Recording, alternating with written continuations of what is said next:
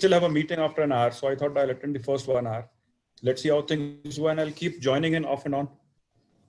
Yeah, we need your patronage. Good morning. I'm not able to understand who's saying good morning here. Good morning, ma'am. Ritika from East Coast Railway. Hello, how are you? East Coast. Fine, ma'am. Fine, thank you. 1 second, I'll just go to gallery view. Yeah. Yes. Good morning, ma'am. Morning, everybody. Morning. So it's a beautiful morning at IRIFM. I really wish that this course was possible to actually attend from the classroom here. For the benefit of those who do not know me, I'm Smriti Verma, 1987 batch of Indian Railway Account Service.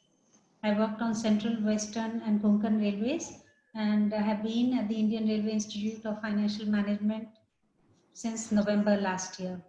The institute began classes at the end of December. We haven't yet been handed over, the premises completely, but it's in a good enough shape. It's a beautiful place, and because of the rains, it's become even more beautiful. The background to this course is actually we did because of the lockdown, of course, everybody found innovative ways to keep the institute going, and one of the courses that we organized for J grade officers was it was called in a routine kind of way, finance for non-finance, because it was a course that Nair had been conducting for a few years, and we just took over the course.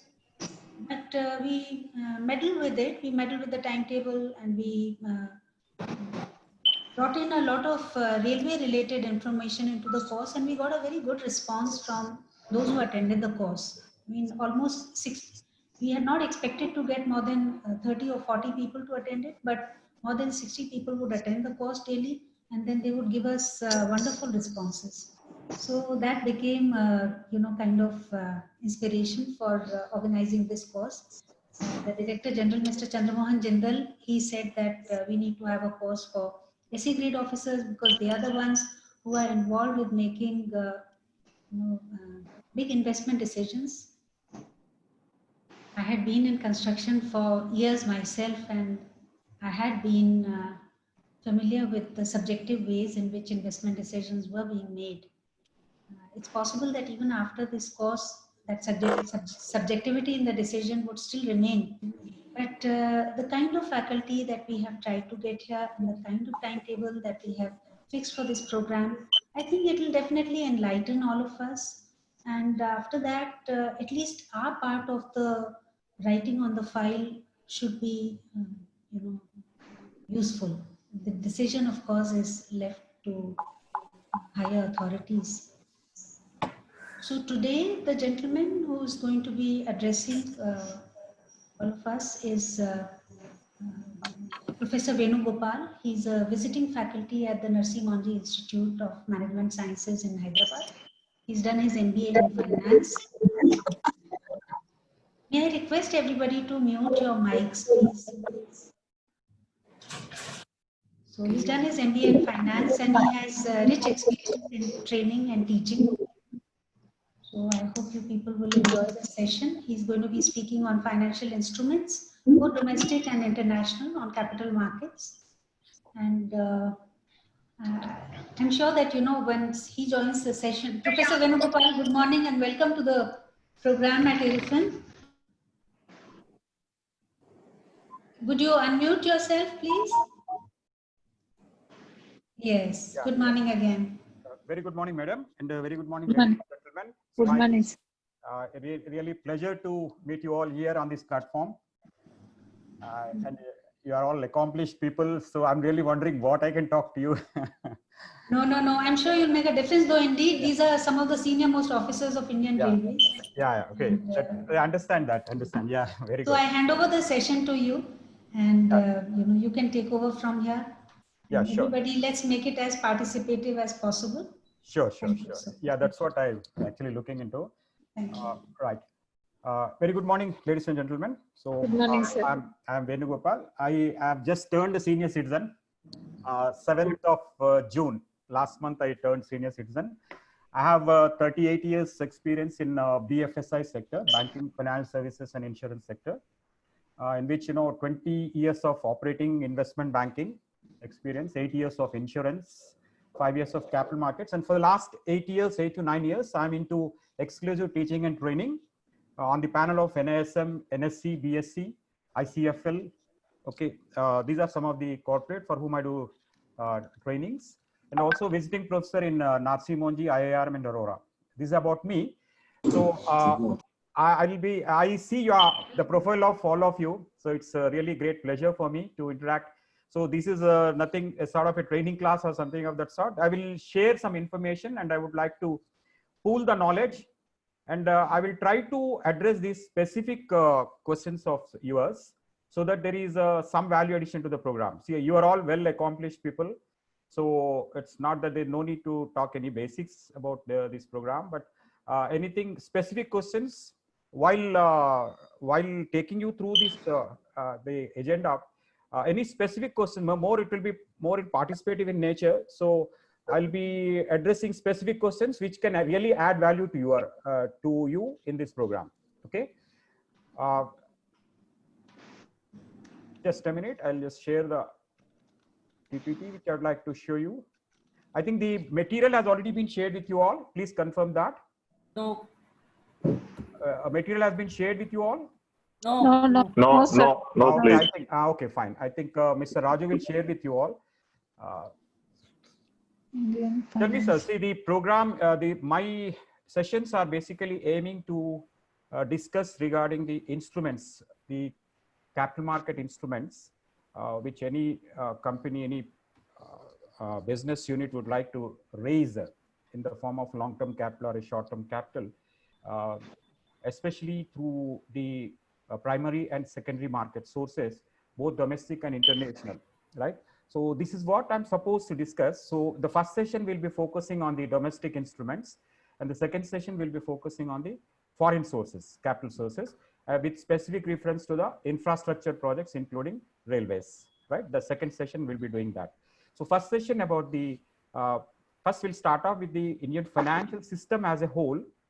So basically, as you all appreciate, the financial system gathers the savings and investments from people, individuals and institutions, business units, pools the money and makes it available as capital to the people who want to use it. So who want to use it as a capital, equity capital, debt capital, like that. So all of them contribute to the GDP of the nation. So we, the savers and investors, are contributing in the form of savings and investment. The financial system pools the amount and makes it available as capital to the users. The users are generally the government, the business units, and individuals who are consuming that in the form of a loan. So they all contribute to the GDP of the nation. So this you are very well aware. So we have a financial system where we have institutions, regulators, and the instruments and the support services. So we'll discuss this from each regulator point of view. So that way you understand it better. So these are all the different regulators available in the market. Reserve Bank of India, who is regulating the banks, NBFCs, and financial institutions. SEBI, the capital markets. IRDA, the insurance. NABARD, the RRBs. And now the cooperative banks are also coming under RBI jurisdiction. You are the latest news. PFRDA is regulating the pension funds. Mudra, the microfinance institutions. And IBBA for the insolvency and the bankruptcy cases, which it will be handled. So these are all the different regulators we have in the market. So in this, these Reserve Bank of India, SEBI, and IRDA, three major regulators in our country. RBI is completely the banking system, NBFCs and financial institutions. And it also regulates the money market. Money market is a market for short-term instruments, as you all know it. SEBI, the major player in the capital markets, where the companies would like to raise long-term capital in the form of equity or debt. And there are different intermediaries whom SEBI regulates, including the stock exchanges, stock brokers, mutual funds, portfolio managers, investment bankers. They all come under the SEBI regulations. IRDA, as you all appreciate, regulates the insurance activity. Insurance is into life insurance, general insurance, health insurance, and reinsurance. All four activities are covered by IRDA. IRDA headquartered in Hyderabad only. NABARD, the regional rural banks, and it provides refinance to all the banks providing finance for agriculture. Cooperative banks now coming under RBI jurisdiction. PFRDA exclusively pension funds under the NPS scheme, National Pension Scheme, and Mudra Bank for the microfinance institutions, MFIs, who have a small limit of something like 1.5 lakhs with a different customer segment whom they are targeting, especially the low income groups, small and petty business. They are being focused by these microfinance institutions, and Mudra provides the refinancing facility for them. Okay, these are about the regulators, and these are all the players in the market. Commercial banks, DFIs. Your railway finance institution comes under specialized DFI. Railway finance institution, if you have to put that in one particular category, it comes under a DFI, specialized DFI, mainly catering to the railway projects. Otherwise, the commercial banks, DFIs, NBFCs together contribute significantly. As you all know, the services sector contributes something like 55% to the GDP of the nation, out of which 1/3 roughly comes from the finance services sector, right? Foreign institutional investors, microfinance, cooperative banks, regional, rural, private equity funds, insurers, post office, mutual funds, DFHI, all of them come under these intermediaries who are actually collecting the money. 1 minute, sir. I'm admitting some people. Deepak, Mike. So we have good strength, something like 33 already.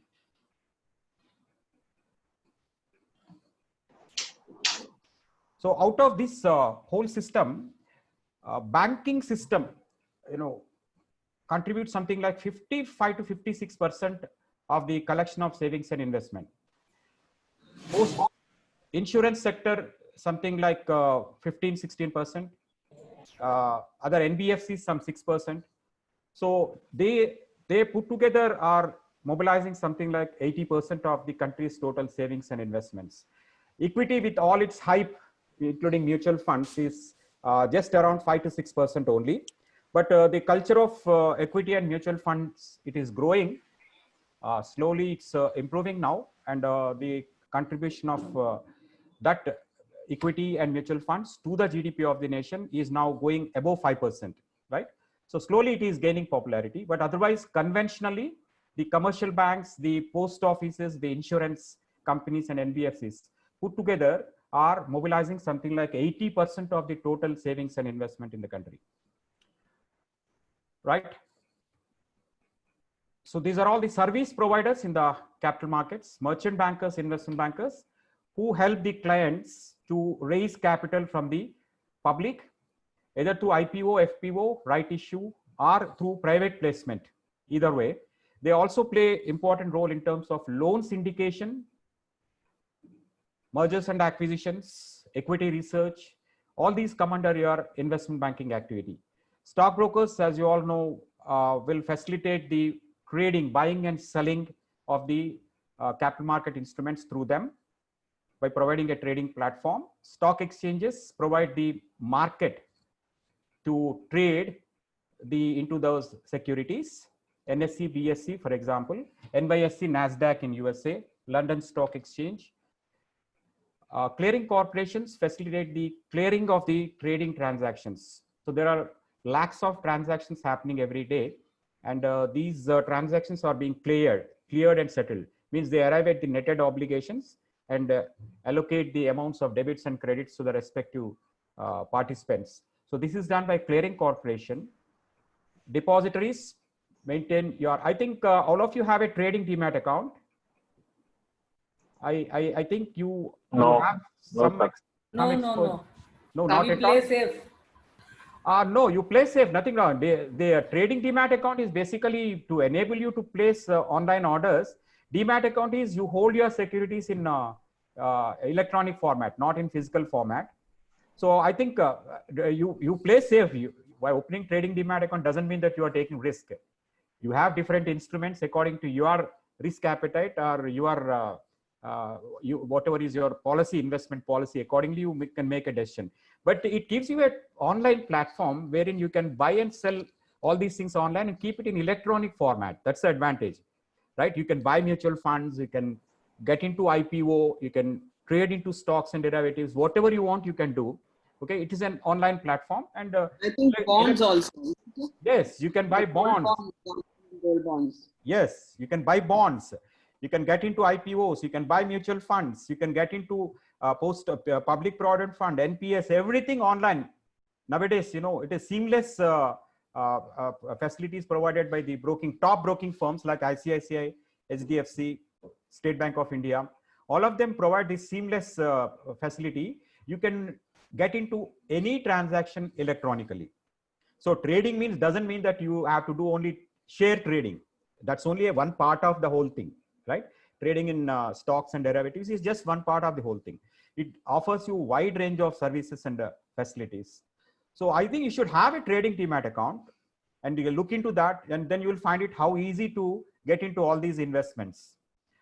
Credit rating agencies, depositors they are providing a demat account through their participants like NSDL, CDSL.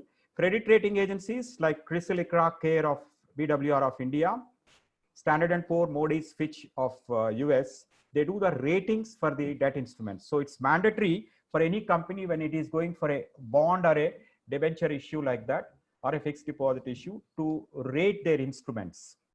So something like AAA plus rating is the highest rating. AA is a stable rating. BBB is the investable grade. Below that is junk grade. These type of ratings are given by the credit rating agencies, which are subject to review from time to time, every 6 months. So investor Can I ask a query, please? Sure, ma'am. Please. I am Surya Lakshmi from Chennai. Yes, ma'am. Yes. I wanted to ask, before the 2008 subprime crisis, a lot of investments were done in phony instruments, like a lot of Norwegian pension funds and all invested in phony instruments. Right. So weren't they rated AAA, or were they free from rating, or the Norwegian companies made a mistake in investing in them? Okay.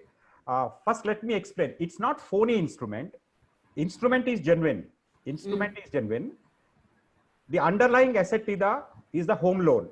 Underlying asset is a home loan, but which is given to the subprime category borrowers. Because during that period, 2000 to 2005, there was a boom in the housing market in US. So a lot of lending was happening. So they were having all these advanced instruments like, collateralized CDOs. They are called derivative instruments. So all those home loans were pooled, and marketable securities were issued against them. As such, there's nothing wrong with the instrument. It's an innovative instrument. But the only problem was the underlying asset was a subprime borrower's house. The borrower is subprime because he may not have a stable job. His job may not be guaranteed, right? He has bought a loan. So in case he has any problem with the job, there's every possibility that he would default, and then this will go for an auction.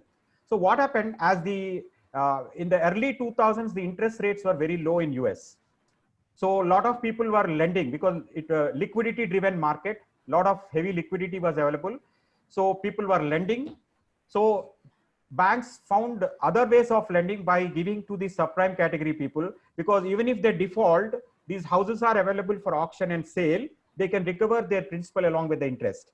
With that concept, the banks started lending to subprime category. So the market has grown up so much, lot of entrants, lot of people entered into that subprime mortgage lending. So it was overcrowded. And once the demand started going up, the Federal Reserve started increasing the interest rates. The interest rate, which was just around 1.5%, went up to 5.5% by 2005. So when interest rates went up, the subprime borrowers were not able to repay. Slowly they started defaulting, and the default started piling up. So when this default started piling up, the lot of houses which were under the mortgage came for auction. So when it came for auction, suddenly so many houses for auction, there are no takers because interest rates are so high, no one would like to borrow. So the market crashed. So the defaults happened in the derivative transactions also. So like this, the whole thing, like a chain reaction, the whole thing has happened. Nothing wrong. It's not a phony instrument. And the problem with the credit rating agencies were, their ratings held good as long as the markets were doing well. But the review of the instrument when the markets were actually going bad, so they did not do the review at the appropriate time. So that's where they have actually committed a error. So the ratings continue to be the same old ratings, even though markets were not doing too well.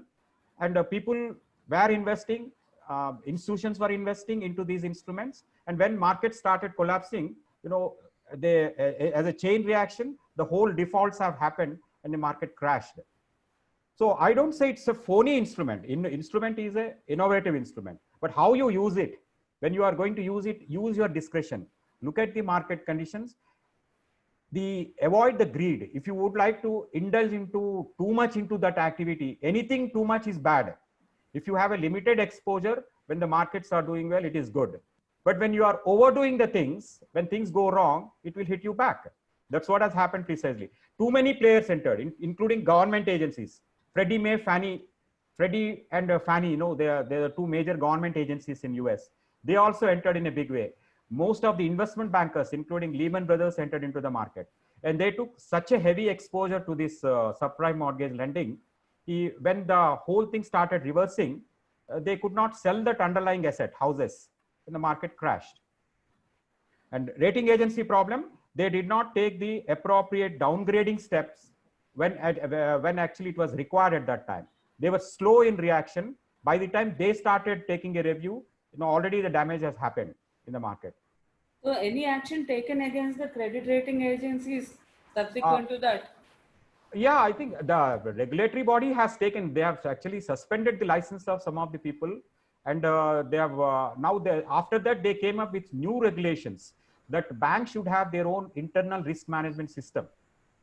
In fact, they have suspended the management of those credit rating agencies. They have imposed some penalties. And then subsequently, they came up with a new law, Dodd-Frank Act. Okay, they came with a new act, Dodd-Frank Act, which has put a lot of regulations in place and made it mandatory for banks to have their own internal rating system, not solely to depend on the rating of the external agencies.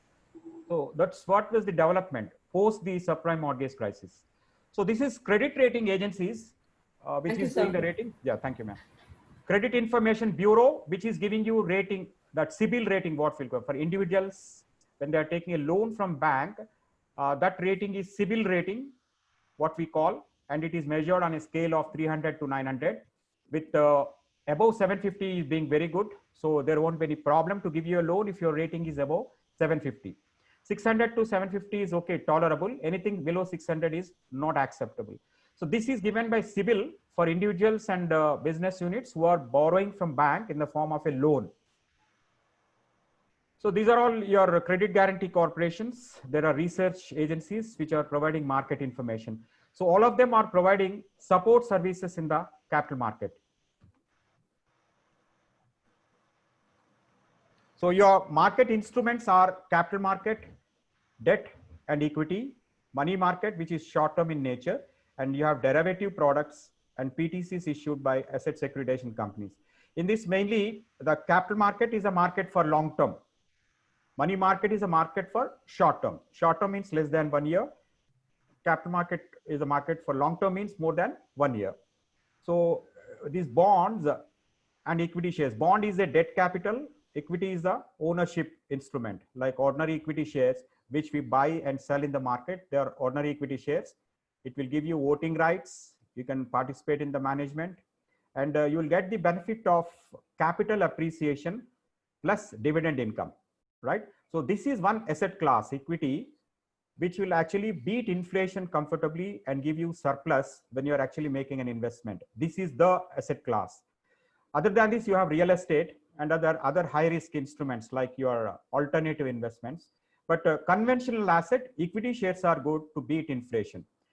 Debt is an alternative which will put some stability to your portfolio, relatively less volatile, less risky than equity shares, gives you a regular income, but some appreciation, depreciation happens due to change in interest rates in bonds, right?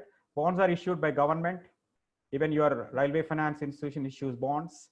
Public sector banks, financial institutions, big corporate, they all issue bonds. They carry certain coupon interest rate, which is paid periodically. There are zero coupon bonds also in bonds. I will discuss them in detail a little later. Money market is the market for short-term instruments. They will provide quick liquidity to the participants.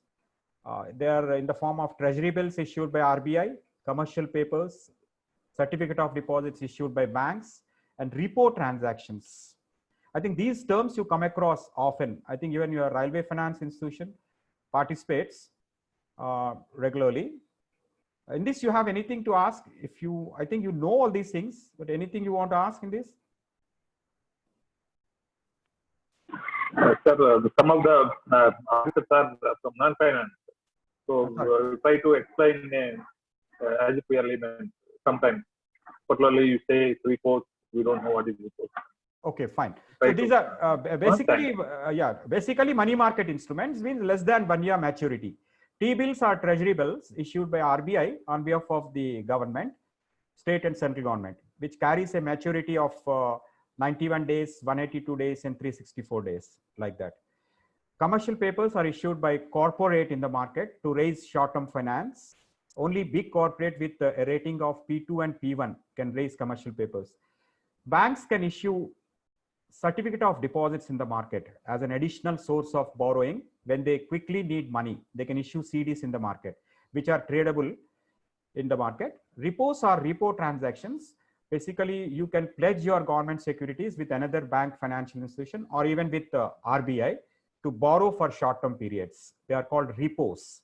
And the interest rate for repos is the repo rate. That is a reference rate. Repo rate is a rate which is declared by RBI every 2 months. Derivative transactions. Any one of you doing derivative transactions? Any of you? No. Any idea of futures and options? Anyone interested in doing? Anyone doing it out of you? Your team, any one team member at least? Forwards, futures, options, and swaps. Sir, very limited, sir. We don't do it because we are not supposed to do not it. Okay. Yeah, I think there is some restriction on you, I think. Yes, sir.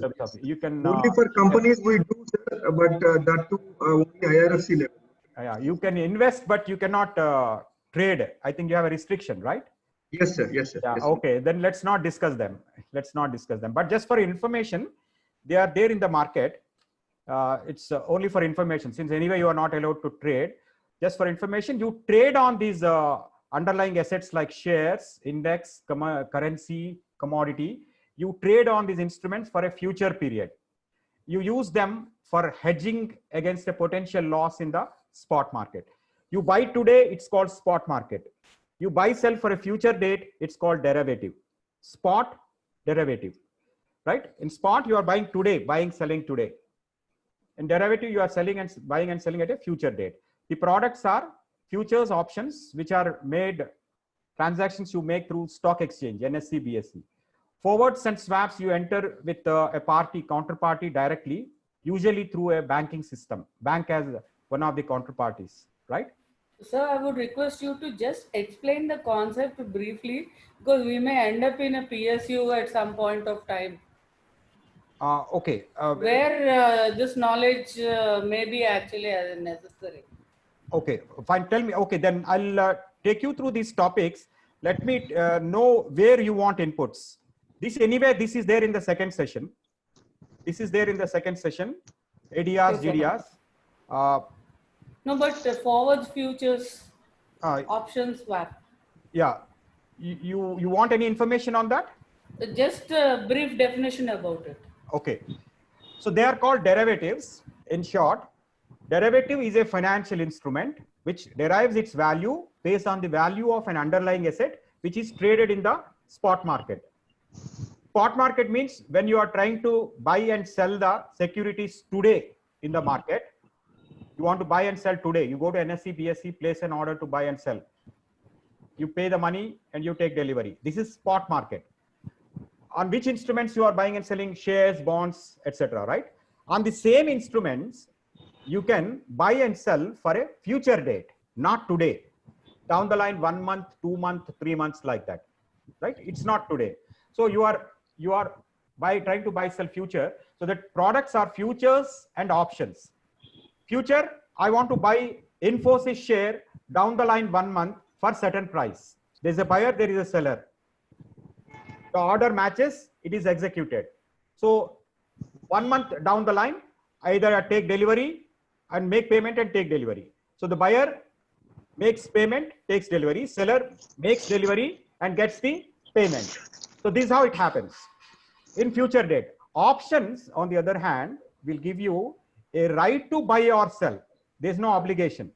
In case of futures and forwards, there is an obligation. Once you enter into a deal, you need to buy and you need to sell once you commit yourself to those transactions. But in case of options, there is no obligation, but you are buying a right to buy or right to sell. So on the due date, you will decide whether to go ahead or not. If the market moves in your favor, you will go ahead with that. Otherwise, you will not. If it is moving in the adverse way. But for that, you need to pay a charge called option premium. Someone is selling you that option and the option holder paying a premium to that seller of the option. So on due date, you will decide whether I should buy or not, or whether I should sell or not, you will decide. For that, you are paying a premium in advance when you are entering into the contract. Example, I'll tell you. Okay, any of you, I am the seller. You are one of the buyers. Tell me what security you want to buy from me. Anyone, just for conceptual understanding, anyone just tell what security, what share you want to buy from me. I'm the seller. Infosys, right? Okay. So if you are buying with me today, I place an order through my broker, you place an order through your broker, the order matches, it will be executed. This is called spot transaction, right? Spot market, cash market. Over, keep it aside. Now the other one is you are entering into deal with me for a future date, not now. So as per the stock exchange SEBI regulations, you can enter into 1 month forward, 2 month forward, 3 month forwards. It is done through an exchange, so it is called futures. So after 1 month, you want to buy, let's say what price you want to buy in Infosys with me after 1 month? Maybe say 5,000. I expect it to crash. Oh, you want to buy at 5,000. All right. Okay. Hypothetically, let's say you want to buy at 5,000. I sell it, you buy it after 1 month. Now, in futures, what happens? Whatever be the price after 1 month, you have to buy from me, I have to sell to you. Suppose we have entered into a deal to buy at 5,000. I want to sell to you at 5,000 after 1 month. Now down the line 1 month, after that 1 month period, the price of the Infosys could be 6,000 or 4,000, right? Yes or no? Yes.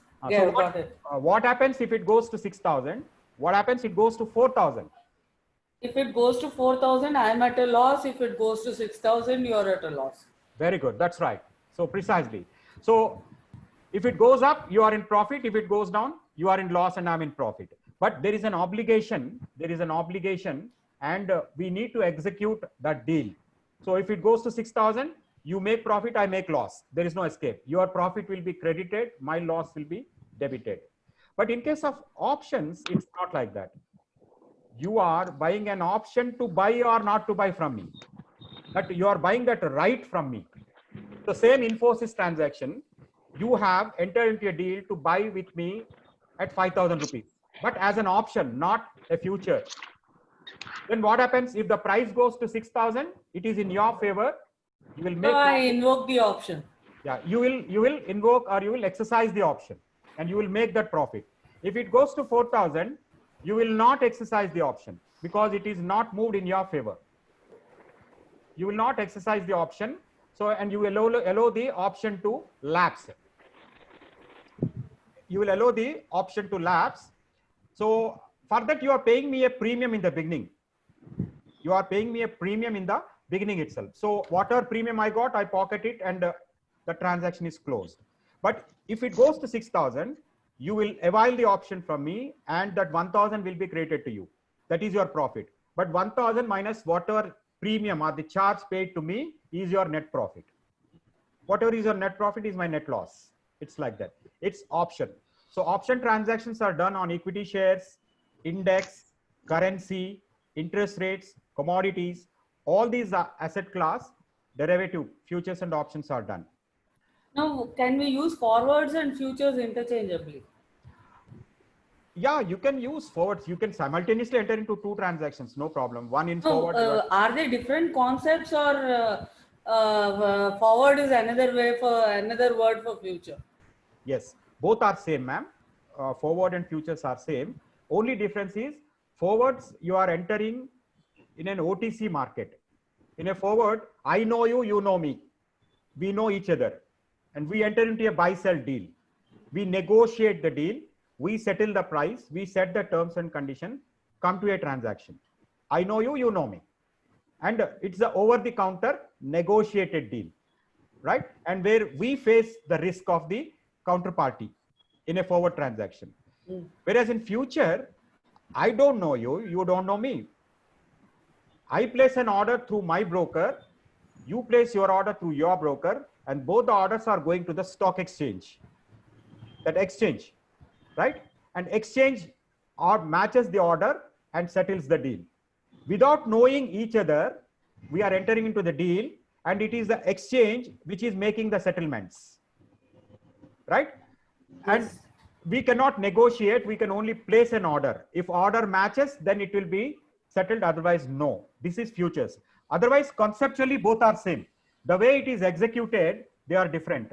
In a forward, I know you, you know me. We negotiate a deal, and then we come for enter into a transaction.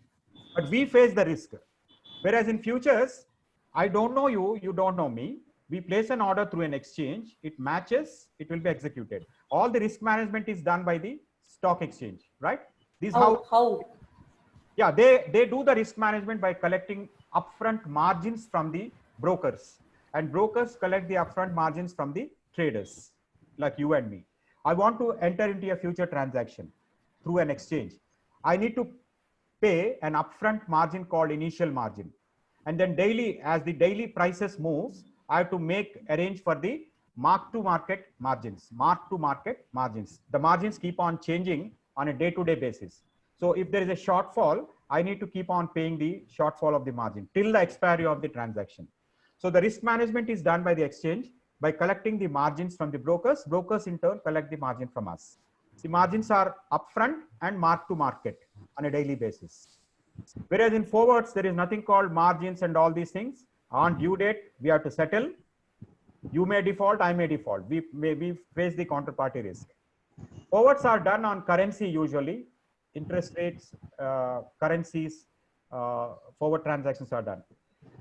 Equities, there are no forward. Usually it is done through an exchange only. Okay, sorry, I think someone posed a question here in the waiting. Please provide name, sir. Someone is asking. Whose name, sir? Sir, you are asking, all of them are rated AAA and pension fund. All of them are rated A, hence pension funds are invested. Problem is that of rating agencies misassess them as prime instruments. Please provide name, sir. I think you are addressing the question to me, PA to DG. Someone put a point in the chat box.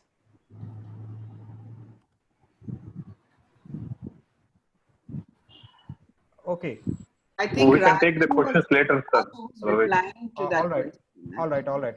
So, madam, does that clarify, or you have a follow-on question? No, sir. It is clear to me. Thank you. Okay. Thank you, ma'am.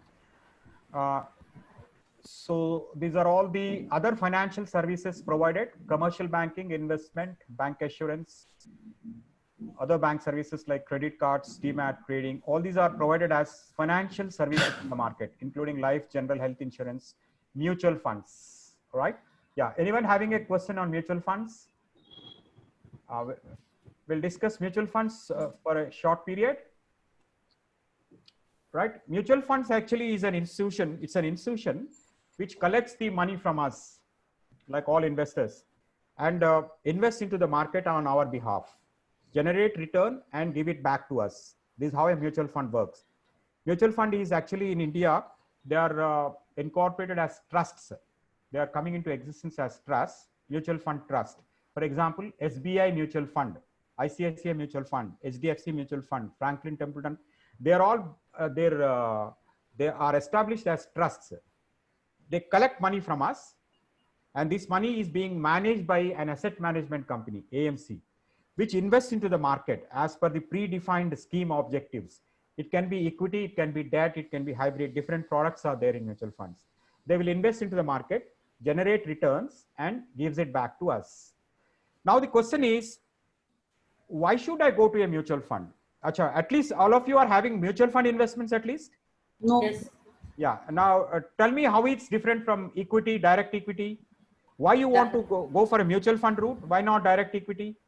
I feel I cannot I feel I'm not mature enough to understand the nuances of direct investing in stock. Okay. So I would rather go for a thing. I may not get a high return as in investing in stocks, but Yes. at least I will have a better return than what other investment options like deposits, PPF and all, and yet get a decent return, and I don't need to bother about the nuances of where to invest, how to invest, Very and good. follow up on my investment profile on a day-to-day basis. Very good. Very good. So one of the problem areas for investors is, if I have to put in equity, equity gives good returns. So everyone wants to invest in equity and get good returns. But problem is which equity to buy, because market is flooded with so much of so many securities, so many stocks. Which stock to buy, when to buy, when to enter, when not to enter, when to exit. These are all problem areas for an investor. And there are a lot of free tips in the market which will cause more confusion. There are people, who give free tips. Rumor mongers will be there.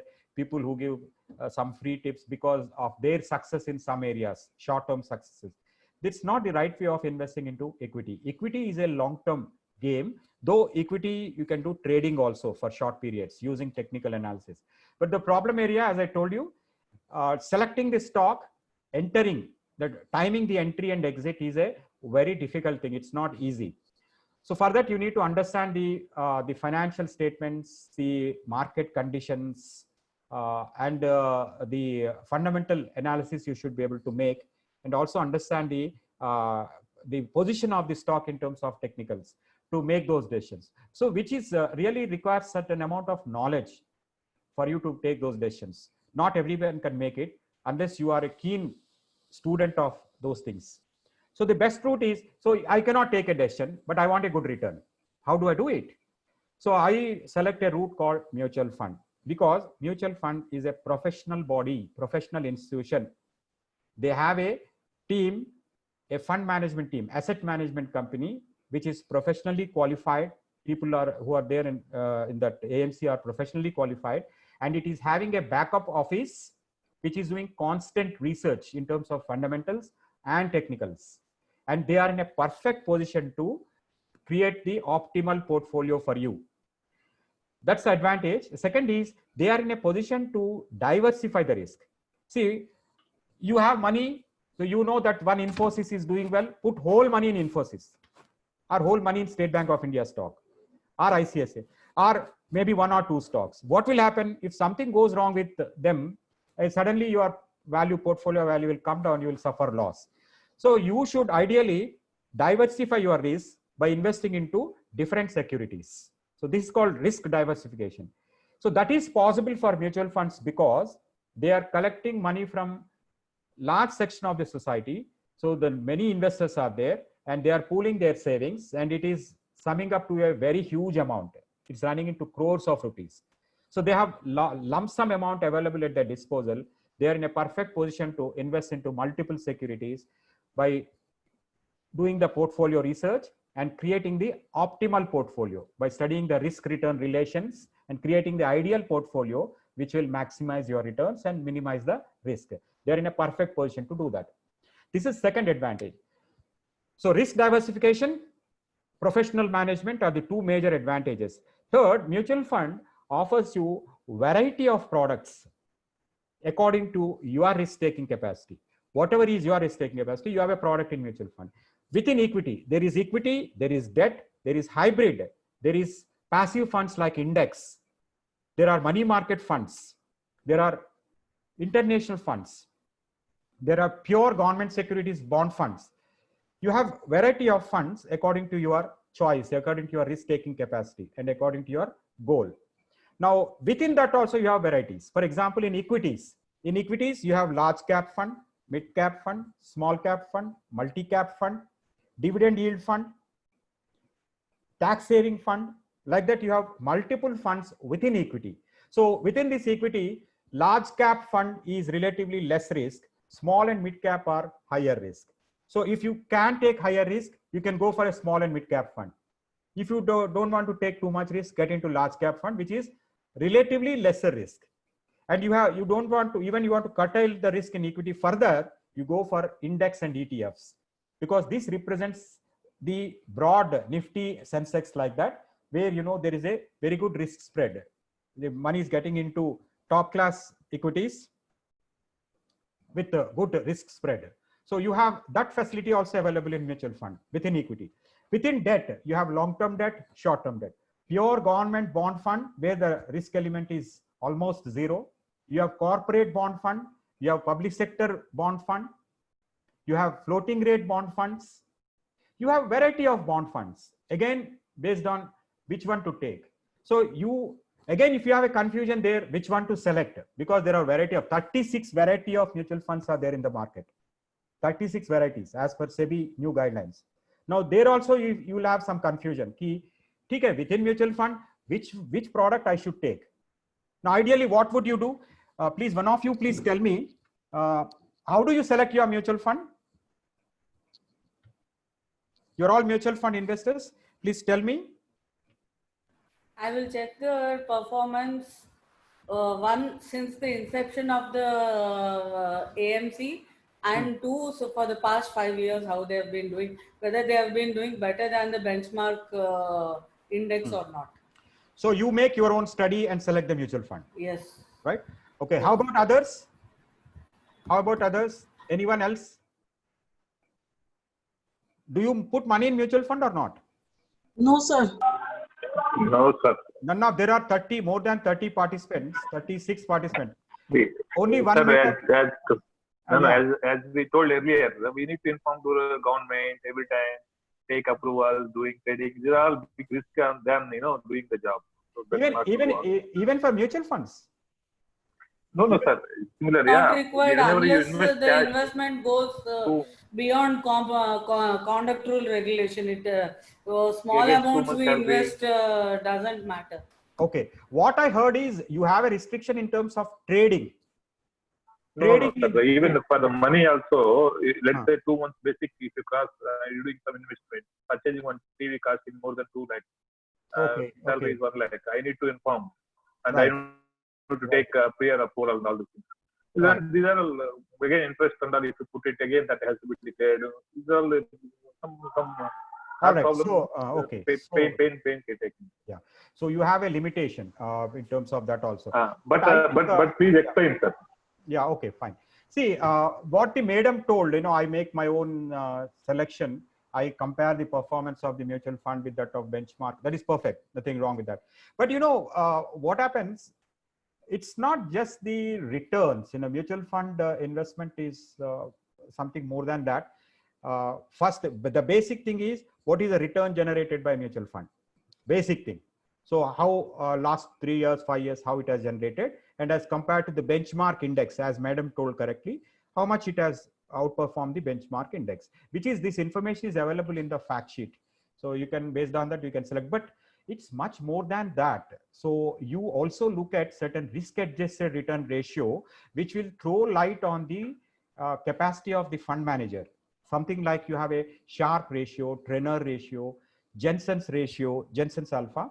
Then you have Miller-Modigliani ratio, Eugene-Fama ratio, Sortini ratio. Like that, there are several ratios which will talk about the quality of the fund manager. Plus, also you need to look into the expenses ratio of the fund. So there are various factors which will decide in selecting a mutual fund. So that is also requires certain knowledge. Ideally, what you should do, you should go for a good advisor, a good financial advisor who can help you to select a good mutual fund. Mutual fund distributors are there in the market, like insurance agents. You also have mutual fund distributors, IFAs. They can help you to select the mutual fund. Or else you go to a professional advisors, like, you have now certified financial planners, chartered wealth managers. These people are there in the market. And even in banks also, you have private banking managers who will, who are providing exclusive services to the clients. So they will help you to make the right choice. They will explain you which one to select and all that. So you should ideally take those services if you do not have knowledge. If you have knowledge, fine. Right? But at a very basic level, you look at the mutual funds, select the scheme, see what is the performance during the last 3 to 5 years. What is the performance of the index, benchmark index, whether it has outperformed or not. Very basic level. And there's a consistency of the performance or not. That's all you have to see at a basic level. You can go for it. Ideally, what I do, if you ask me personally what I do, even within that, I don't go to one particular mutual fund. Within mutual funds also, I will select 2 or 3. For example, I make ELSS investments. So I put my money into ICICI ELSS, Axis ELSS, Aditya Birla ELSS, like that 3-4 ELSS, I spread my risk, put there. So out of these 4, at least 3 are all the time doing very well. Sometimes one is not doing well. So this way, I personally spread my risk. I also put in mutual fund ELSS. I also make direct equity investments. I do my own analysis and I put direct equity also. I put in mutual funds also, right? But mutual fund is a good tool for those who do not have good knowledge about the markets. Ideally, you should go for mutual fund because there is a risk diversification is there. You see now what happened due to COVID in March. A lot of direct equity investors, they suffered a loss. There's a notional loss. Huge loss. Huge loss. Actually, it fell so much. But you look at the fall in the mutual funds. Mutual funds also fell. It's not that mutual funds are immune to. They're also subject to market risk. Mutual funds are subject to market risk. There is no guaranteed return. But having said that, they are perfectly positioned to diversify the risk. So when due to COVID in the month of March, when the markets fell sharply, where direct portfolio really took a beating, mutual fund fell, but the degree of fall in mutual funds is much less as compared to direct equity.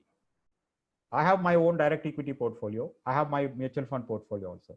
In direct equity, I suffered 40 to 50% loss, but in mutual funds, I suffered 10 to 20% loss. That's all. So this way, because they are able to diversify the risk so much key everything don't fall at a time. Even in equity fund, they don't put 100% into equity. They don't put 100%. They put some 5 to 10% to liquid funds, some 10 to 15% maybe in some other debt type of instruments. Minimum 65 to 80% they'll put into direct equity. Remaining they'll put into safer investments. This way, little bit safety element is there because they do it because for anyone who wants to draw the money, they should be able to withdraw from the market without suffering any loss. So little portion they always keep in liquid instruments, which will give you some 5-6% type of return, right? And some into government bonds like that. So majority up to 80% they put into equity. So this is how it goes. So that's so they don't fall so steeply as that of a direct equity. So they are ideal for you, mutual funds. There are variety of products. You can buy online directly. You can buy through a distributor. You have tax benefits in ELSS scheme, and you have capital gain benefits as per the Income Tax Act, whatever it provides. Like for example, in equity, when you are selling equity mutual funds or equity shares in the market, if you sell in less than 1 year period, you pay short-term capital gain tax, which is 15%. When you sell after 1 year, if the gain is up to 1 lakh, you don't pay any tax. If it exceeds 1 lakh, you pay 20% tax flat. But sorry, 10% in case of equity, 20% in case of debt you pay. right? This is a taxation element in equities.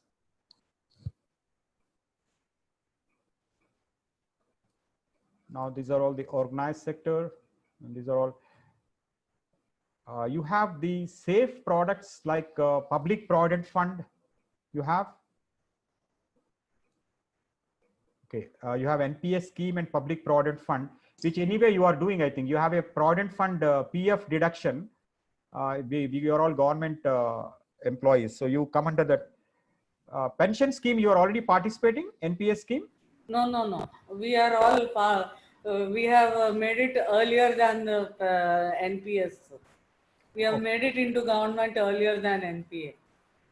All right. Okay, fine. So you are anyway you have a PF and those type of things. Which other instrument you get into? PPF, I mean, PPF see, we have our own PF deduction, plus to keep things safe, we invest in PPF. We open a PPF and put 1.5 there. Very good. You can do that. So that is good. All right. Now I'll take you through that equity instruments and bond instruments. You tell me where you need inputs.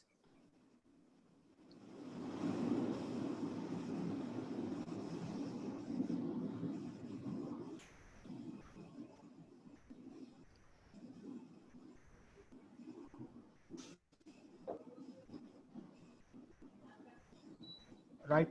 Okay, just a minute. I'm sharing the screen.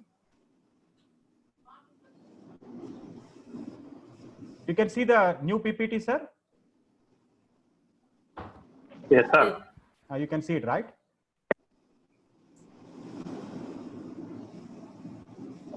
If you can put it on the, PowerPoint slideshow mode, it will be better. Yeah, I'm doing that. Thank you. Right. Okay. This is about equity instruments. Equity instruments. Can you tell me, if you are an Indian investor, which all type of equity instruments you can put into money? IPO, secondary market. Yeah. One is the ordinary equity shares, common stock.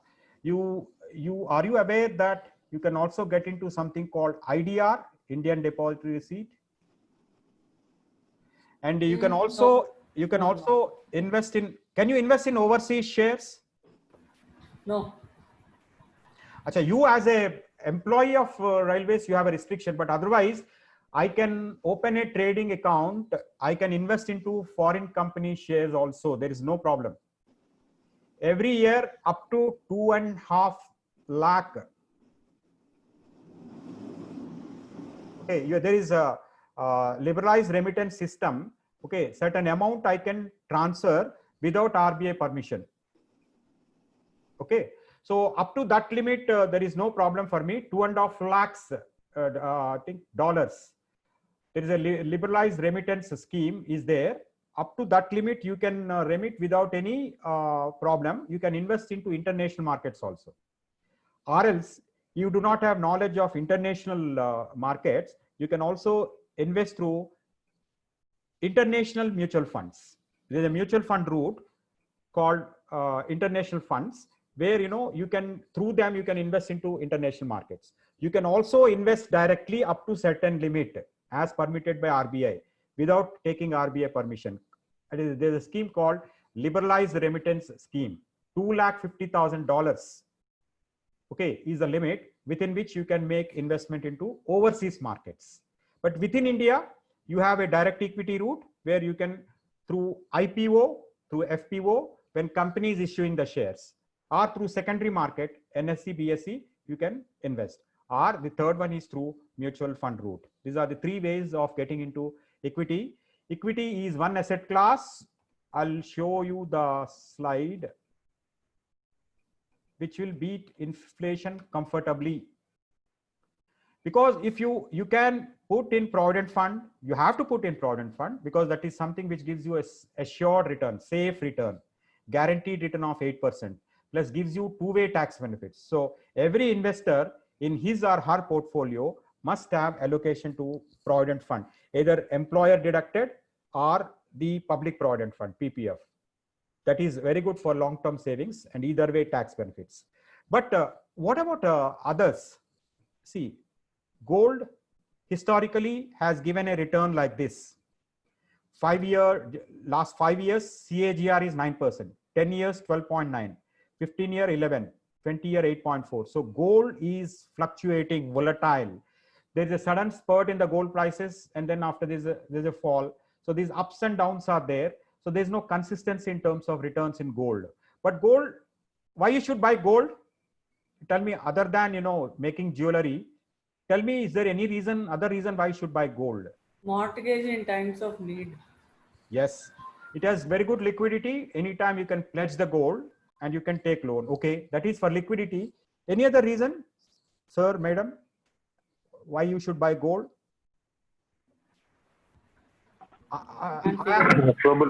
Universally acceptable. Yeah, universally acceptable medium of exchange. I am a chartered wealth manager.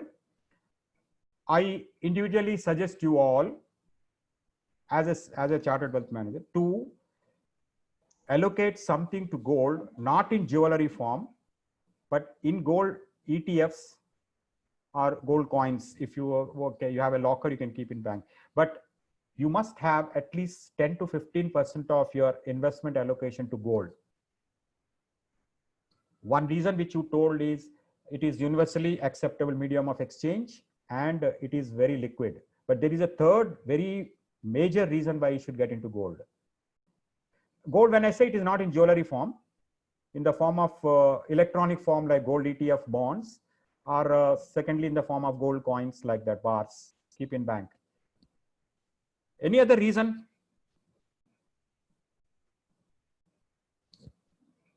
The reason is that is the only asset class which will be very good during recession period. Touch wood, it should not happen. Let's imagine there is a China-India war and China-US war. It can happen, you know, there's so much built up is happening. One moment of indiscretion is enough to trigger a war, large scale war.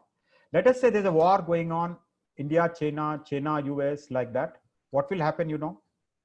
The markets will crash. All these equity markets will crash.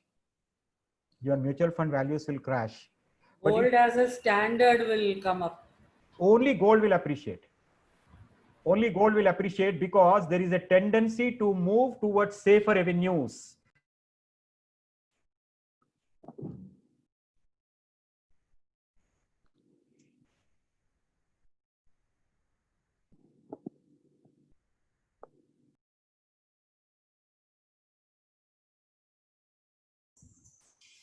Oh, sir, you are muted. Not able to hear. We can't hear. Okay. You can hear me, right? Okay. Yeah. So what happened when because of the COVID, when the equities crashed? What happened? You see how the gold prices went up from 35,000. It went up to even 50,000, I believe. 50,000 also it went up, and then again there's a correction. Again now today we have again in that range. So what happens during bad economic conditions or in a situations like war and all those things? It's the gold as an asset class which will appreciate because it has an inverse relation with the other asset class. People will shift to safer avenues when the markets are not doing well. So they prefer to get into gold than in other asset class. So the gold prices will go up. So in your investments, you must have a decent allocation towards gold, either direct gold or in the form of a gold ETFs, gold bonds like that, right? Look at property, look at the inflation, wholesale price index and consumer price index. See the inflation levels, see the returns of other asset class. Property occasionally has given you a better return. You can see that. During this 10 years period, it has given good return. Look at this period, it has not done very well. But look at, you compare equity with these type of instruments. Definitely it has outperformed other asset class. You agree or not? All of you, you can definitely, you agree with this, right? So this is the we are not just studying for one particular period, 5-year, 10-year, 15-year, 20-year. We are taking for 4 periods we have taken, right? So it is very clear that equity as an asset class has performed very well. Just a minute, sir. I'll put my laptop on battery. Power.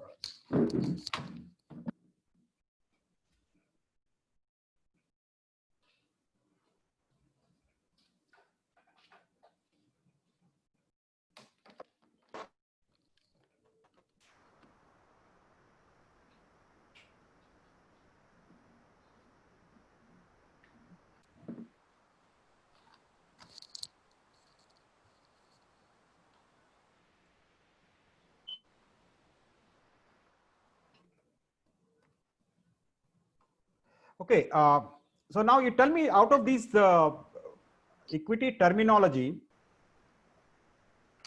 you understand what is market capitalization? Sir, you asked me now, I think you asked me your specific requirements. I'll answer that.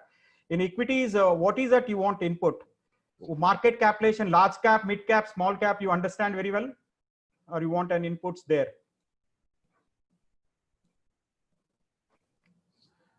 Market capitalization is basically nothing but number of shares issued by the company multiplied by the current market price, which will give you the market cap.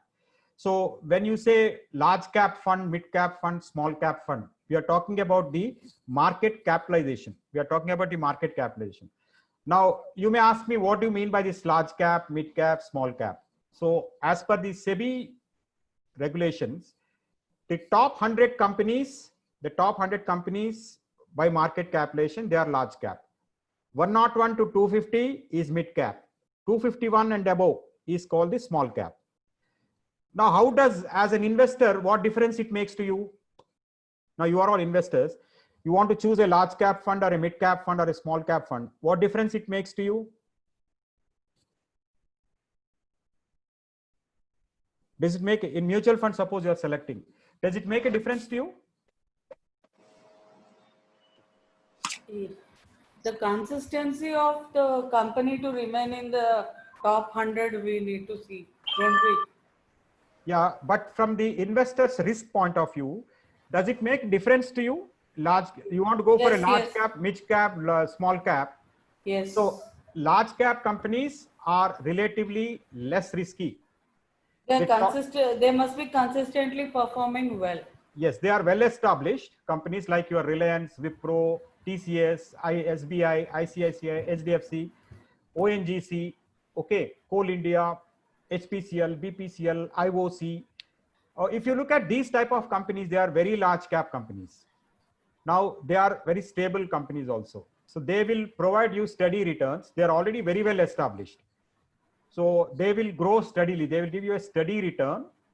And when the markets are falling, they will also fall. But when markets recover, they are the first one to recover. They are the first one to recover, right? So they will. One point I would like to raise here. Sure, sure. Some time back, there was that issue of Reliance Power. Yes. So a lot of people invested in it and now it's just gone. Yeah. So that was supposed to be a large cap firm? Yeah, large cap firm, see, the investments were heavy. Actually, it was not established. You know, you cannot compare with something like your BPCL, IPCL, IOC, ONGC. They have been in operation for so long. Reliance Power, when launched, it was a new company, though it belonged to a good group, Reliance Group, and it's a power project. So because of the brand image, people expected that company to do well. So the project size is very big. Okay, but the problems, they were having technical problems, financial viability problems and all that. Lot of power companies went bad. For example, you can see Suzlon also doing very badly because of heavy debt. The debt component is heavy. So the return which they were expecting, you know, the generation which they were expecting were not happening. The return in proportion to the investment which they have made, the cash flows were not adequate. So they were building up losses, they have accumulated losses, and you know, so the share price started falling. So most of the power companies, because of the technical problems and for the cash flow generation problems, they landed into problem and the share prices crashed. But the initial hype was very big because the brand image is so good that they expected the companies to do well and give them good returns. But unfortunately, they landed into, because as any new company, any new project will have some problems. They ended up into some problems. Cash flow generation was difficult. So the prices started falling. So it is, I attribute that to mainly the technical issues as well as the financial issues as far as Reliance Power is concerned. Suzlon also same thing. Now what happened? Suzlon whole, the debt, so many debts were there, so much debt has been accumulated. The whole debt was restructured. Some financial institutions have taken a haircut, in the sense they had to forego certain portion, and some portion had to be converted into equity, and promoters are infusing fresh capital. Now the share price is going up slowly. It was around 1.5 rupees 2 months back. Today now it is over 5 rupees. Once again that optimism is setting in, because now the power demand is there, so the share price is going up because that whole share debt has been restructured and additional capital has been infused into the company.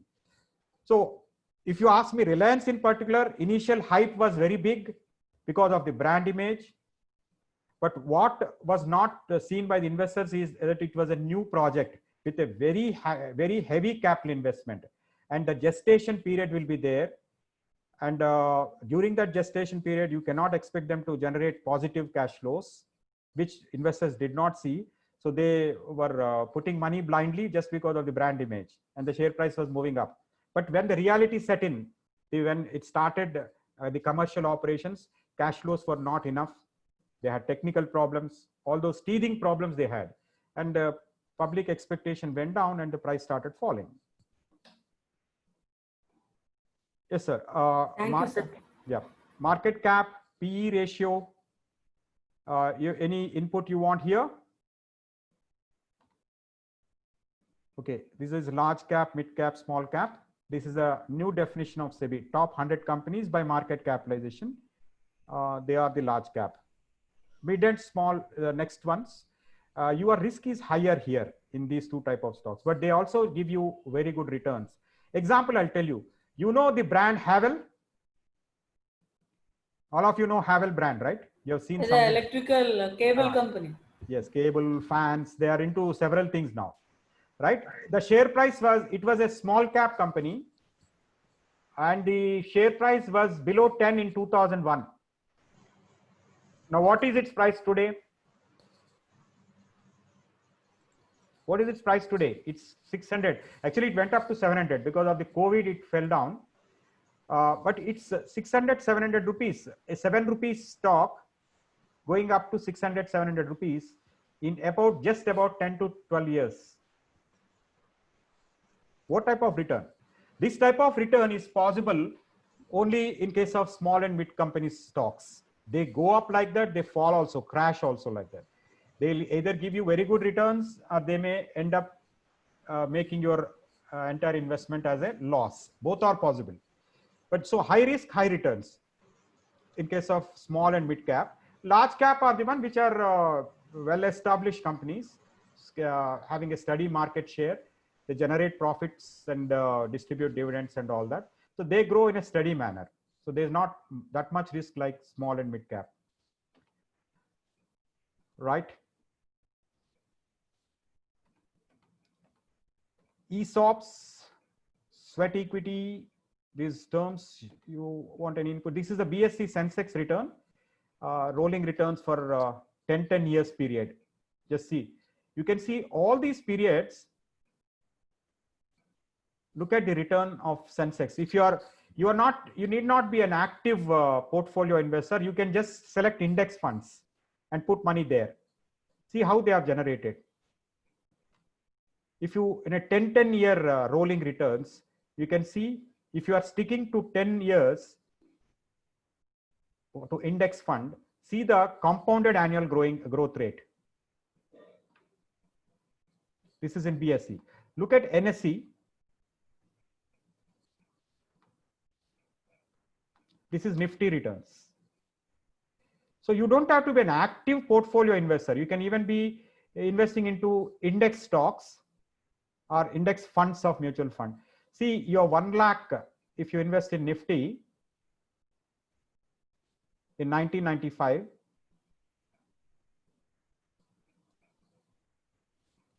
in 1996, it is like this, 1997. See the movement of the Nifty. Nifty today, if you are put in 1995, this is the value. 1996, this is the value. If you put in 2019, this is the value. 12% return in 1 year. 2018, if you put, this is the return. So you can see the returns are in index funds are consistently well above all other asset class. So something like 13, 14, 15% type of returns are realistic if you stick to large cap index funds for a period of 5 years and above. This is our main learning when you are talking of equity investments. You need to put some investments into equity for long-term goals like children education, marriage, and those type of things, your own retirement. Some allocation to these type of equities, long-term equities, preferably the index related equities. If you cannot select, you go to mutual funds where there are index funds are there, ETFs are there. You can go there also. You want to play safe.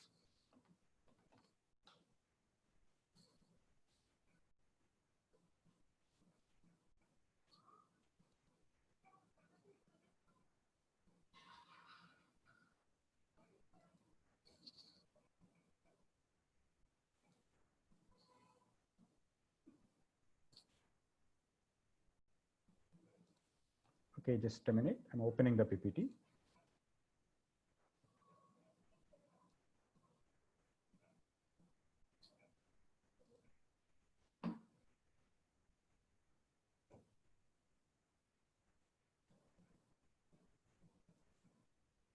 Okay.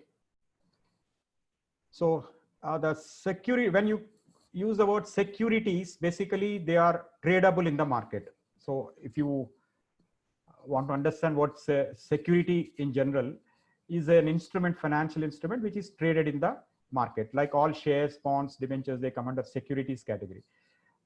Non-security financial instruments are your PF, bank deposit, post office deposits, provident fund, insurance, they all come under non-negotiable securities, non-negotiable financial instruments. Equity, debt. In debt, you have government bonds, corporate bonds, money market. Derivatives, you have futures and options. Global instruments are your ADR, GDR, IDR, which is our second session. We will discuss that. So this is your negotiable securities, equity shares, all that come under equities. These are all the bonds. Tell me, have you heard of something called masala bond? Please throw some light on it, sir. We heard about it, but did not understand as much. Okay, right. Maharaja bond, masala bond. Okay, these are the new type of instruments which have been in use for last few years or so. HDFC is one of the institution which has issued them. Masala bond is nothing but Indian company issuing bonds in overseas markets, but in Indian rupees. Usually when a bond is issued in overseas market, is issued in that foreign currency. But masala bond is the bond which is issued by Indian company in Indian currency. So just to give an Indian flavor to the name, they call it masala bond. Similarly, Maharaja bond, it is a bond issued in Indian market in Indian rupees, but it's open for the overseas investors. It's called Maharaja bond. Otherwise, you have a government bond, corporate bond, coupon bond, zero coupon bond. Coupon bond is a bond which pays a regular interest. Zero coupon bond is something which doesn't pay you interest, but it pays the interest lump sum, not in a regular interval, like yearly or half yearly, it will not pay. An interest is paid lump sum on maturity. That is called zero coupon bond. So how it goes, I will tell you. A coupon bearing bond, usually a face value of 100 rupees, a coupon interest rate of 10%. So it pays you that 10% interest every year or every half year, like that. It keeps on paying you. It's called coupon bearing bond. Zero coupon bond, same thing, 100 rupee face value. what you have to do, and maturity period is 5 years, let us say. So 100 rupees is discounted with the interest rate, whatever interest rate it wants to pay, let us say 8%. It will discount that 100 rupee value with this 8% for 5-year period. And let's say it is 60 rupees. So you pay 60 rupees today and you take 100 rupees after 5 years. The 40 rupees is the interest which is built in, which you receive lump sum on maturity, zero coupon bond. Why anyone should go for that? Now, I think your IRFC, Railway Catering, what the institute is there, right? And then also Railway Finance Corporation, they issue these type of bonds. Now, what is the advantage in going for a zero coupon bond? Any guess from your side, sir? Any guess from anyone? Indian Railway Finance Corporation going for a coupon bearing bond issue or a zero coupon bond issue? What difference it makes? Zero coupon bond, we can be sure already the interest rate has been discounted, no? Yes. And we are sure that at the end of it, we'll get that interest. No, you are issuing the bond. And you, okay. Let us say I am the Railway Finance Corporation, Okay. and you are the investor, buyer of the bond. Okay. I'm issuing two types of bonds. One is zero coupon bond, other is one is a coupon bearing bond, other is zero coupon bond. You as an investor and I as an issuer, how it is advantageous to you, how it is advantageous to me. For me, if I buy a zero coupon bond, I'll be assured of, see, if I'm looking at assured income, I'll go for a zero coupon. If I'm going for a coupon bearing bond, again, the volatility of interest rates will affect my income. No, but there is a, it is not a floating rate. If that will be in case of floating rate bond. Anyway, I'll tell you first of all, why any one company would go for this. See, when company is undertaking new project or an expansion project, generally there will be a gestation period for the company to generate cash flows. You know, it will take some time. If I issue a coupon bearing bond, what will happen? At a periodical interval, I am committed to pay you interest. But if I am having some cash losses, I have a commitment to pay the interest. What if you are not able to pay the interest? Then my rating will take a beating, right? So instead, if I'm undertaking a big project with a huge capital outlay, instead of issuing a coupon bearing bond, I would prefer to go for a zero coupon bond where I have no commitment to frequently pay you interest. I need to pay you lump sum on maturity. So by that time, I will set myself very well. I'll generate good cash flows and I'll build up enough reserves to pay you back with interest in a zero coupon bond. So ideally for those companies who are already well established, doing well, having regular cash inflow, coupon bearing bonds are good because they are in a position to pay from the current cash flows. Whereas zero coupon bond is good for those projects, you know, which are new with a very heavy capital outlay where the gestation period is little longer, right? So there is no pressure on the company to pay the interest at a periodical interval. So the no rating will take a beating in case of a zero coupon bond. So depending on the suitability of the requirements of the company and suitability to its needs, company will go for that type of issue.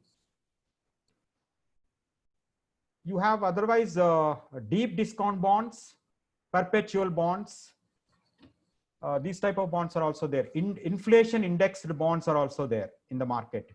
Now, in case of inflation index bonds is suitable to the investors like you and me. It is suitable because the principal amount or the interest amount is adjusted to the inflation. If inflation is going up, either the principal amount or interest amount is adjusted towards that inflation, upward adjustment. So if inflation is going up, you get additional interest, right? So this way the investor is protected against the risk of inflation, automatically protected. You have a regular coupon, and if inflation is going up, that interest rate goes up to the extent of the inflation movement. So you are automatically getting protected with the inflation. This is inflation indexed bonds, which are there in the market. Then you have floating rate bonds. floating rate bonds also has an interest rate which keeps on changing according to a reference rate. Reference rate is usually of the government rates like RBI repo rate. So whenever RBI interest rates are moving up, your bond interest rate will go up. RBI repo rate is coming down, bond interest rate will fall. Like this, you are protected against interest rate risk. Usually interest rates and bond prices have a opposite relation. Interest rates are going up, bond prices will fall. Interest rates are falling, bond prices are going up. This relation is called inverse relation. So this risk is called interest rate risk. You and I as an investors, we are protected against the interest rate risk if it is a floating rate bond. Floating rate bond. So that is another type of bond. Deep discount bond and perpetual bonds. Deep discount bonds are the bonds which are very long maturity, 25 years, 30 years, Reliance has issued. So they're very long period. The infrastructure finance companies, generally they issue the deep discount bonds because they are funding very big projects, infrastructure projects, where the project cash flows are estimated over a period of 20 to 30 years. So I will raise my capital by issuing these deep discount bonds, okay? Because this money will be used to fund these projects which are very long-term in nature. They are deep discount bonds. Then perpetual bonds are generally having no maturity. They are generally used by banks to fund their tier 2 capital needs. If any of you have some banking experience, there's something called tier 2 capital, tier 1 capital, tier 2 capital, which banks have to raise to meet their capital adequacy requirements. So these perpetual bonds will be part of the tier 2 capital. So they will not have any maturity period. Once you subscribe to them, you keep on getting the interest regularly. Till the company is closed, it will be there. But you may ask me, what if I want to close the bond? What can I do? I purchase the bond, I keep getting interest, fine. But what if I want to close and get the principal also? So these type of bonds generally come with something called put and call options.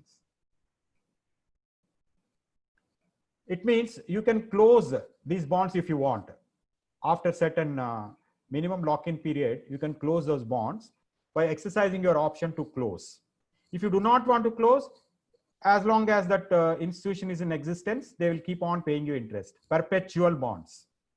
But you want to close, you can exercise that option and close the bond as an investor. That facility is there in perpetual bonds. Even in deep discount bonds also, you have this put option as an investor. Company can also close the bond using the call option, both. Yeah, any questions here? We'll take a break for your tea, coffee. Yes, sir. I think you need a break here, I think, right? Yes, sir. I mean, yeah, 11:15, 5 minutes. Yeah. 5 So minutes, that's not an issue. You are so slow is good. Yeah. Any questions from your side, sir?